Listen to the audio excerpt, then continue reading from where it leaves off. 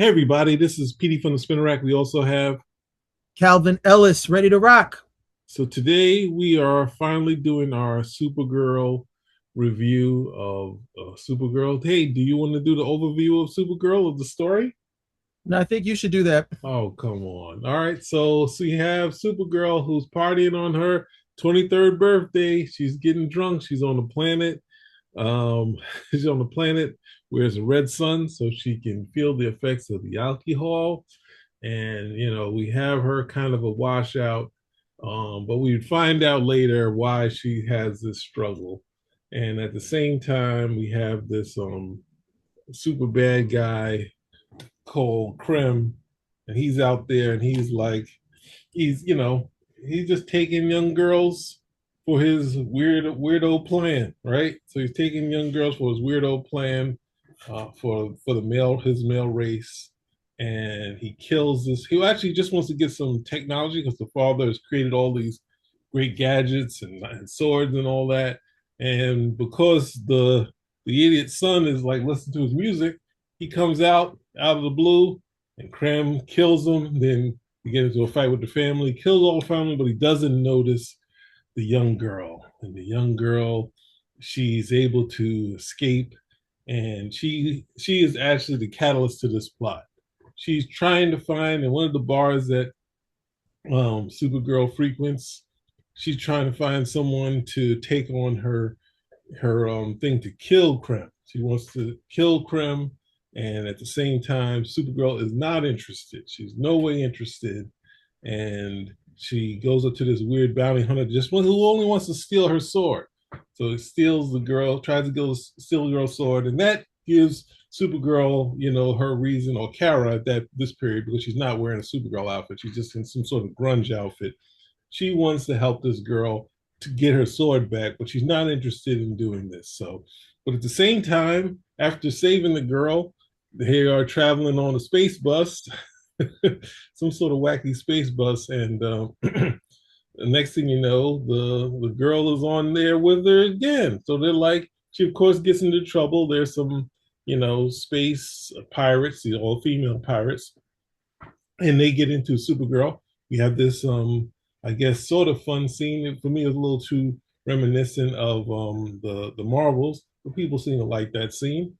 And while this is going on, I guess it's Ruthie. So Ruthie, in trying to help Ruthie, she's in this altercation with these girls, and then of course she only thing she can, because she has no powers, so she can't do anything really, great. So she had ideas like, hey, let me try to get out. And then the girls, the girl pirates see her, and they're like, let's jettison her or send her out. And of course, you see her out in space, and she goes out. The yellow sun finally reaches her, and she becomes Supergirl. So at some point here, when they get back from the end of this bus trip, and no, she's thinking about going to try to help her, but then Krem comes, and I guess no, I think the Krem thing happened beforehand. But the Krem, actually it doesn't, because she has to go, she has to meet Crypto, right? So the girl just keeps following her, and while they're there, what's the name? Krem comes because he needs a ship. So Krem is like, I need this ship and whatnot. So he takes the ship, and uh, he takes the ship from her, and he injures Crypto. And this is the big catalyst for Supergirl, because Crypto's been injured and he's been poisoned, and there's no way for him to heal, for Crypto to heal, besides these 3 days. But there's somehow this this the antidote is on his neck, because he has to use this. He uses the poison, but he also uses the antidote for something else. So it's right on Krem's neck. So it's easy way to figure out how to get to the end of this plot. So as they go along and they go on this ragtag trip and try to figure things out, they run into Jason Momoa. They're trying to get more information about Krem. This, that's another. We run into Lobo, and Robo's in the bar, and she does. They have kind of a bit that was in the comic books with Barter, where she was trying to say, don't mess with Lobo. He's like the worst of the worst. And as this plot goes along, we finally find out more information about Krem on this planet, and they lead them to this planet and this family that's struggling with Krem, but they actually set up Supergirl. Supergirl is set up she's poisoned, but at the same time, she still has some of her powers on this planet because I think this planet is like a green planet or something like that, green and yellow planet. So she has some of her powers. So she's like, she's able to withstand the poison, whereas other people have not been able to. But then you realize that this people's family, they've lost their daughter, so this is like a trade. So it gets to a fight where she's depowered again because that was the whole thing from the beginning. She was depowered. Now she's depowered again, and we have moments like that before. We have moments where Ruthie is trying to kill Krim, but Supergirl stops her. And then next thing you know, later on we have a big brawl out fight where Supergirl gets hit with kryptonite. Krim is getting close to winning. Ruthie's out there trying to kill Krim. Lobo's out there just chilling, doing some fighting, but then he's like, I'm out of here. And I'll get more into that later. But all this happens, and we have an ending where Supergirl comes back home and she decides family is the important thing, to be with her cousins, Superman, and she's going to stay a while now. She's not going to be floating around, and Superman is happy. So there's other things that happen, but we'll get into that later. So there you go. That's as much as I got. Passing it off to you. What that was great. That was no. I wish the movie was as entertaining as you just made it sound right there. It's okay, you didn't like the movie, as if I don't know what you. I thought it was an average movie, and I'm pretty certain my summary would have been a lot more brief because I didn't really feel there was a lot to focus on. There was a couple points you made that I was like, all right, that was actually I think that was pretty insightful for what I was watching. But it started off, and I was like, okay, even pace. But they started making one of the first mistakes that they were making was you can't do a movie about Supergirl or Superman and they're consistently weakened for the entire movie. It's like I'm weak, then I get charged up. Now I'm weak again, I get charged up. Now I'm under a planet with a kryptonite sun. And for me, I was just like, I don't think I've ever seen that before in a comic where the sun was made of kryptonite, or somehow the sun was producing the same radioactivity of kryptonite.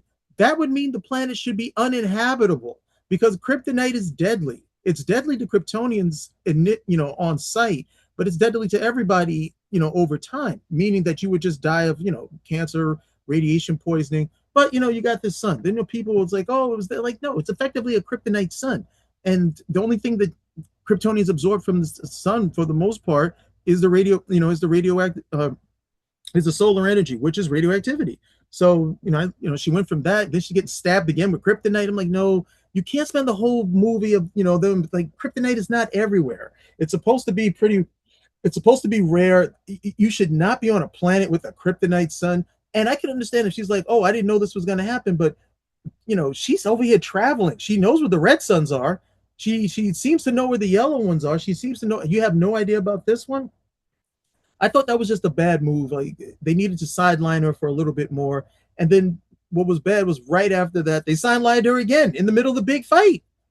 She's finally cutting loose. We're getting to see him do something she gets shot. And like, how is this affecting her? There's no way this should be able to penetrate her skin. Kryptonite. I was like, oh yeah, the all-purpose writers escape. Like, I don't know what to do with this. Kryptonite. I don't know. What are we gonna do? More kryptonite. So that was one, but they made the Man of Steel mistake with allowing her to murder somebody at the end of the film, and I couldn't do it. I said I was so critical of Man of Steel for having that scene with Superman snapping Zod's neck. I just was unrepentant when it came to that. I was like, no, that's a bad move. And here they decided to up the ante with Supergirl, a character who effectively most people don't really know. And the first thing we're seeing with her is she talks the girl down. No, you don't want to do this. It's going to weigh on your conscience. You don't want to have this. It's not going to make anything better. And as soon as the girl is out of eyesight, I'm going to not even kill him. I'm going to murder him. So that, was just a bridge. That was a bridge too far for me. They just made too many unforced errors in the overall film. Had they taken out maybe those two things, I think you would have had an average film. People would have came out for it. But one of the other things was that, I'm hearing that people brought like daughters to go see the film. And you got scenes in here. Well, women were saying they didn't like the cursing, they didn't like the spitting, they didn't like the vomiting. They didn't like her sitting on the toilet to go, to go take a waz. Those type of things. They didn't. This was not the type of movie they wanted to bring a young girl to. So those were things that I think were also unforced errors. But they were going for some. They wanted her character to be distinctly different from Superman, and somehow distinctly different is this. I think she still could have been a very good-hearted girl, very good-natured, and not have been this. But they always think going darker is the right thing to do. So here we are. Well, I'll say for me, to get to, I guess, the pros, to say, because Millie is pretty good as an actress, and I'm not going to say she carried the movie, but she was interesting. I think that the only problem was kind of the grunge aspect of the bathroom, the outfits, and the thing is, I think the thing that the first Supergirl movie got right was you cast a person that looks like Supergirl and looks like Supergirl in the outfit. So you don't want to play down not having her in the outfit because this is, a key part of your thing. And if you don't have a great movie, you want to keep the actress in the costume. And the flying scenes in there. I still haven't seen it. I only seen some bits, seeing her flying and hearing Helen Slater talk about the flying. I would have, appreciated to do some more Supergirl stuff. And I mean, even the stuff that was in the Supergirl TV show, where you had the kind of mock-up costume, and that kind of worked, and then you get the costume, and that works with the actress in here. So I'm saying, I know there was a backlash and something about her and all that stuff, but at the same time, when she gets in the costume, besides kind of the stuff that they try to add to it, the character works in it. So I would say keep her in there. The other thing I would say, which I didn't bring up, is that there's flashbacks to Krypton, and obviously it goes to the. I'm not talking about the controversy of Jor-El sending Clark Kal-El to conquer the planet, but the aspect of a person who their take is a person who lost her family and her way of life and all that, whereas Superman was a baby coming over to Earth, so obviously it could be acclimated to most of the stuff growing up. Kara is someone who is a teen, or I'm not sure. I don't think she was 23, but I could be wrong. But she was probably a teen when she got here, and then next thing you know, she lost all of her family at that stage. So not taking what was in from the comic book, because obviously you don't want to. Definitely, it was a with the I guess the influx of seeing the first Supergirl story, then they want to be like, let's get Supergirl. Let's add not just a companion, like an actual girl when they did it, and a Kryptonian. So it just played to, hey, she's here and she was here to help Kal-El. So she's pretty good spirited in the comic book. So it's like, oh, you got this kind of backstory. It's something you can play with. So let's see where we're going with it. I could understand for one movie, not a whole direction on it. That's the only thing I can really give it. The hard part for me is going back to me saying it was grunge. The fact is that, and I was looking through a lot of things from DC. I think it would have been cool had you gone through, or maybe I missed it. That's the thing. Sometimes they could have put in a lot of DC aliens in there, stuff you see in the Titans and the Mega Men, but I didn't see it. I didn't see some of those aliens, the bad ones that were in there. So I think if they kind of populated with that and kept it kind of clean, and because that's kind of the DC type of thing, even though I think at some points of, was it the Legion 89 and 90, they had some grunge aspects, but a lot of stuff was technology and that sort of thing. So I think if the art direction was different, it would have made for a better movie, not trying to do like say, hey, we already have Star Wars and we have Guardians of the Galaxy. Let's give her something else. And I think there was a gag on one of those the honest trailers or whatever it was saying, hey, she doesn't want to be on Earth, but she likes the music. Let me listen to some Earth music. Like, if she find some Kryptonian music, that would be more in line with what she's doing. So I think kind of the look, and you want to be something, you want to take these characters outside of Supergirl and Lobo, Is anyone gonna want the Ruthie action figure? Are they gonna want a Krem action figure? No. So that's the thing. The same thing, the problem I had with the first Suicide Squad is they had rock monsters and they looked terrible, and it was just like, you doing Star Wars? That's the whole point of having the stormtroopers. Couldn't get Darth Vader, can't get Luke. You can get a you get a stormtrooper. You can have that Nobody and play wanted a with that, and that's stormtrooper. cool. So nobody wanted a stormtrooper. Those things were cool. Come on, man. I'm talking about Yeah, the how many of them? artwork. How many of them do you have? I had one. I mean, when I couldn't have that, I was like, oh, well, at least I got this. Besides some of the other action things, but I Stormtroopers are only effective if you got like 10 of them. So no, you can come actually do a on. scene. One stormtrooper is like, hey, what's this guy doing? Where's the rest of them? I don't need 10. I know how much my parents are gonna pay for, and it ain't gonna be a whole slew. My cousin had a whole slew of them, Luke, and he had a couple of them. Luke, So yeah, Luke, you only need one. Darth Vader, you only need one. Stormtroopers, like, no, that's like that's like a small squad or something of that nature. I need a few of these guys in order to make the scene work. So I can't just do one. One is kind of like I got, budget welfare stormtroopers or something. Like I can only afford one. we're not buying it that we're not buying it like unless you were my cousin. When you get to the store, what will you find? It was like, what can I get? The same when you first go to comic. What can I get? What can I grab? What can I take home? And what won't I? How much can I get without getting in trouble? So it's a good chance you're one person, you get one, your brother gets one. So it's always fun going to my cousin because he had a bunch of them. But you know, that's the thing.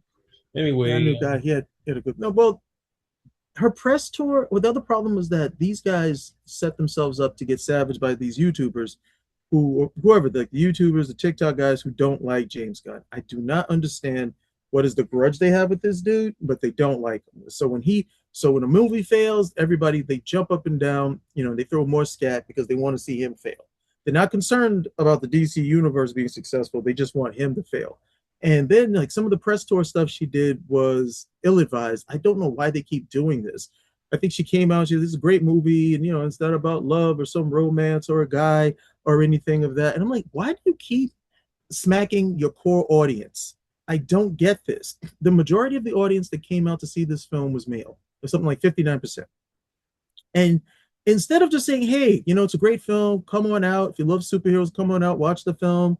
You know, we want everybody to come out, have a good time. We hope you like it. Instead of that, it's always some stance that's got to be polemical, where, it's going to either draw some people or tell other people that they don't want to be there. And the people that they're trying to draw in never come out to see this film. They don't come out to see any of the superhero films. All they do is critique them. That's all mhm. they'll do. They'll sit back and like, oh, there weren't enough. There wasn't no LGBTQ people in here. Wasn't enough minorities in here. Oh, why does she have to do this? That's all they do is bring objections, but they never watch the film. So let these guys bring out these objections, but they're not making you any money. And then, despite the fact that you keep slapping the face of the people who do want to come out and see the film, they'll sit there watch the whole thing just to say, I didn't like it or I did. But that's 59% of your audience. The audience that you're looking for, you're getting 0%, and they keep doing these press tours, making these unforced errors. It doesn't make a whole bunch of sense to me at this point. I hope they let go of it, because Disney, Marvel, DC, anybody who was looking to get this COVID audience, I should say, which was supposed to be this new generation that wanted to see certain things in the film, that's what they wanted. They threw a whole bunch of stuff at them. They threw a whole bunch of money at them, never materialized. Why are you still doing it? You've got to just cut it out at this point. It never worked. You're not getting anywhere with it. Why are you doing it? Well, that's the thing. I mean, because the controversy got even bigger because, they were also saying, she didn't look good. There's a whole bunch of other stuff that was added in there. So it's really the stuff that was going on there, the negativity, and that usually, if the movie's successful, seemed like was it like Batman '89? This is no statement on it actually being good, but the fact that it was super, super successful, they've been able to say, um, that Michael Keaton was the perfect guy for the job when he wasn't, but it worked. And that's no statement on really, because I was fine with her being casted and or that. And from the scene, I thought it was going to be more fun from what we've seen at the end of the Superman movie, that we were not going to get someone who's kind of, you know, I guess closest, even though it's like one of those movies you've seen where you've seen the washout, and I think they even what was it such oh man, it's a western where the girl is a washout and she's like barely. True Grit. No, no. I mean, yeah, this obviously this is based on True Grit, so maybe that's the thing. But they also had a movie with Sharon Stone, which was like basically like that. Like was it the Quick and it was a Quick and the Dead. Yeah, The Quick and the Dead. So yeah, so she was kind of like out of it, and she was here for revenge type of thing. So, and it's just like, but at the same time, it was a young Stone walking around, not going to the bathroom, but half nude in a couple scenes. So I'm pretty Well, sure. there you go. So, There's your movie, right? yeah, so that's the thing. I mean, I don't. The hard part is that to have your villain, to have your villain be so forgettable, and the movie is just they just didn't do anything extra to get you to the next level. And I always use kind of movie like Malice, right? Where Malice seems like it's going to be a fairly simple story where you have Alec Baldwin with the God complex, and you have the nice guy. What was it, Jeff? I forget his last name. You have Nicole Kidman in there, and then as you go through the movie, which is a basic, kind of a thriller type of thing, and they have a subplot which is kind of in your face and easy to figure out. You're led into this thing where the movie shifts, and then it's been a mystery that's been in your face this entire time. So not to say it has to be a mystery, but having some other level to this thing for why am I watching this?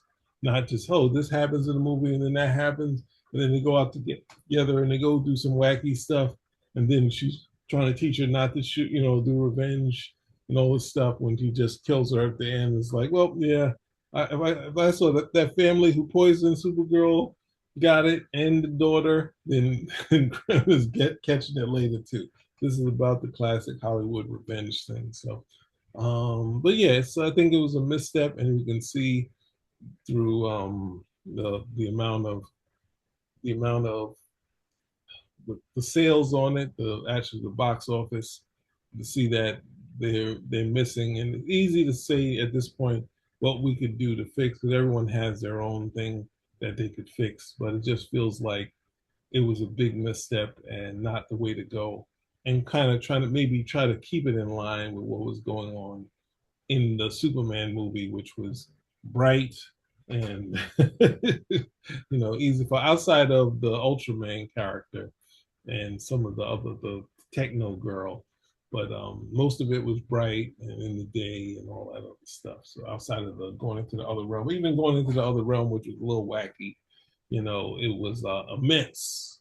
So this seemed like leftover sets and stuff like that. So we weren't getting anything new and interesting to see. So that's what you want to have, or in these things. Then you want to do more with Lobo, and that's the thing of having switching your story around. Maybe Lobo takes the story left where he takes Ruthie and Supergirl has to follow him somewhere else to get Ruthie back or something like that. But not just having, oh, okay, we're gonna take her out of jail.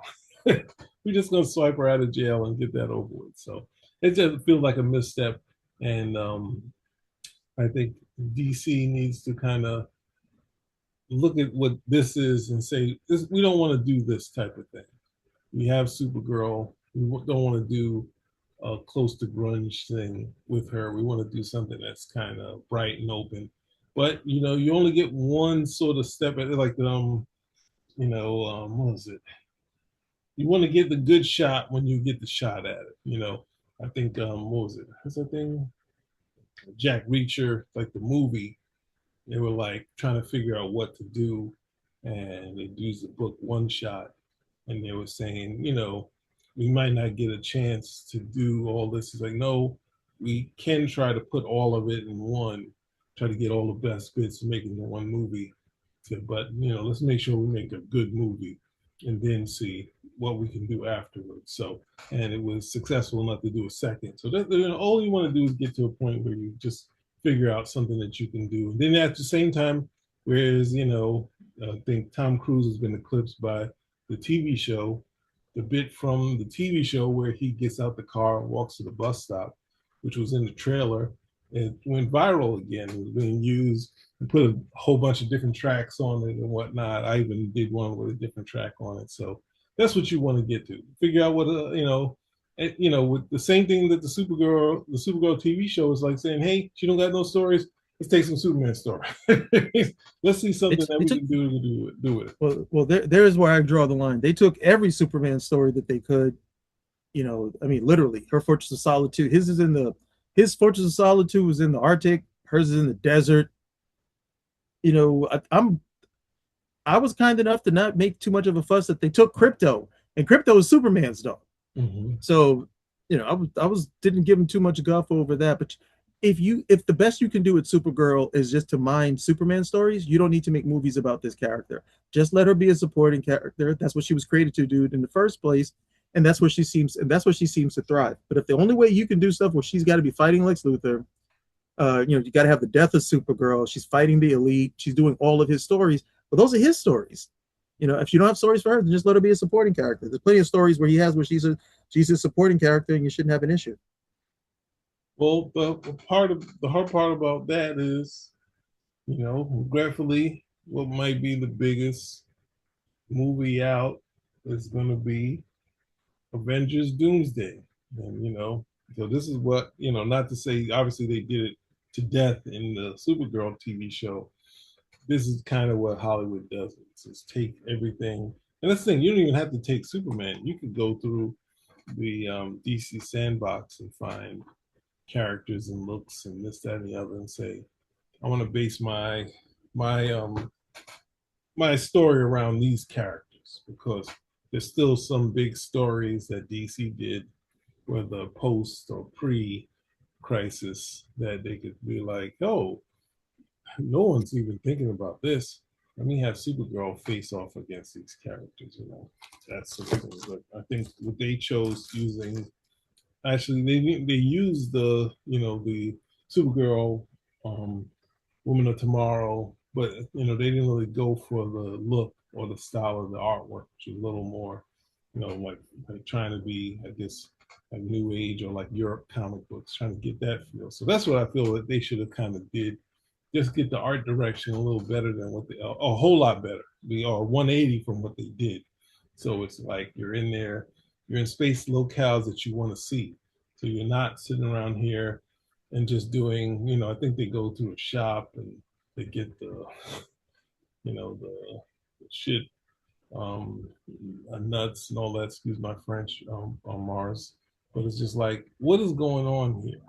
Make it so it's cool. Like that's the thing where what they just did that so they could set up the line. They're going there. This thing is over here crapping out pellets, and then when they eat it, this tastes like that's all it was, just to set up that line. And it's not the thing. Hard part is that it's no one's gonna give Craig, was it Gillespie, any flack for what he did. It's gonna all go to James Gunn. So it's almost like you did a gimme. You're like, I'm here. The writer that's on there is not James Gunn, and it's just like, yeah, we can just trash Supergirl and let it fall apart. The director ain't gonna get it. The writer isn't gonna get it. James Gunn is gonna get some flack, but then ultimately they're gonna be like, well, we did a movie in the '80s and it didn't work either. So, there's no interest. So how many seasons of the TV show was there? It was quiet your mouth. Like, don't try to prove that we couldn't translate it into a good movie. So, they had a good thing going with the TV show had some other things going for it. It wasn't the TV show wasn't necessarily executed very well, but they had some things going for it to the point where it became part of a show. It became part of shows to watch. And the audience, if you were watching The Flash, you probably watched Supergirl.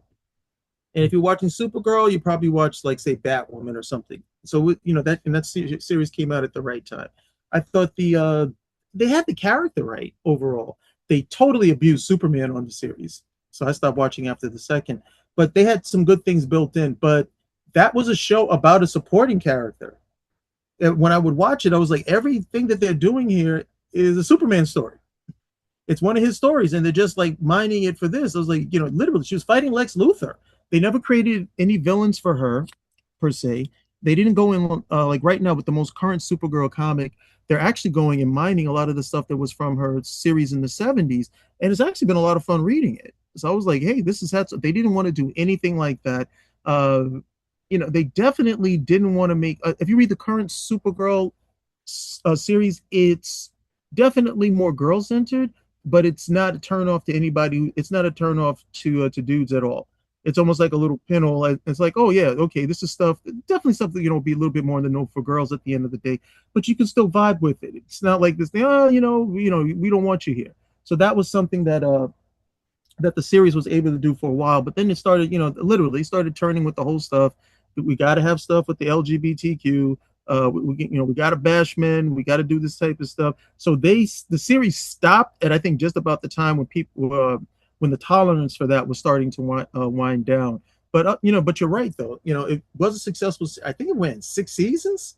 So Mm-hmm. that's successful. They couldn't translate that to the screen, but if you want to go screen wise, then yeah, what they did in the '80s didn't work, and this surely didn't work either. Well, the hard part is you don't even feel like the '80s outside of casting. Um, they did anything besides that, and it just feels like there was nothing put forth outside of, hey, this should In the be. Supergirl movie, Yeah. Besides the that was the cast. Salkins. Yeah, You know what the Salkins were about. The Salkins were like, hey, we got all the tech down and we got this type of stuff over here. The last Superman movie didn't really make us any money. So, or rather, Christopher Reeve doesn't want to come back and do four because he didn't like the last one. So let's do Supergirl. We got all the stuff. So we're not really going to spend a lot of money making this movie. And, we can make some profit at the end of the day. That's where the yeah. Salkins were at. But I'll give them credit. They mined everything. Yeah, so this obviously isn't a glowing recommend, but at the same time, we do need people to go out there and support, or else, hey, they're not going to do. I'm going to have to say it. They're not going to do Babe movies if you guys don't go out and watch these movies that they give you, because they'll be like, hey, none of them work. It's like, oh, the one that was the biggest would be what was it, Captain Marvel, but you have to remember that was that and Spider-Man got to the billion or the Billy, but at the same time, Homecoming didn't get to the Billy. The what's the name? The Black Panther got to the billion before, before Spider-Man, before Infinity War. So, it showed it had legs. So that's what you want to really see without the connection to that was like this. I think Marvel was Captain Marvel, like the movie right after Infinity War. So, that you want to get to something where you kind of can so that these characters hold legs besides obviously the first Wonder Woman, which I would say was good for DC to do because at least they had something that worked. And Marvel was kind of like, we're gonna keep putting this on the shelf. We're not gonna do it. So all right. That's all. Any other last words from you, Cal? I think we've said it all. All right. So Spinnerack. Hey, later days.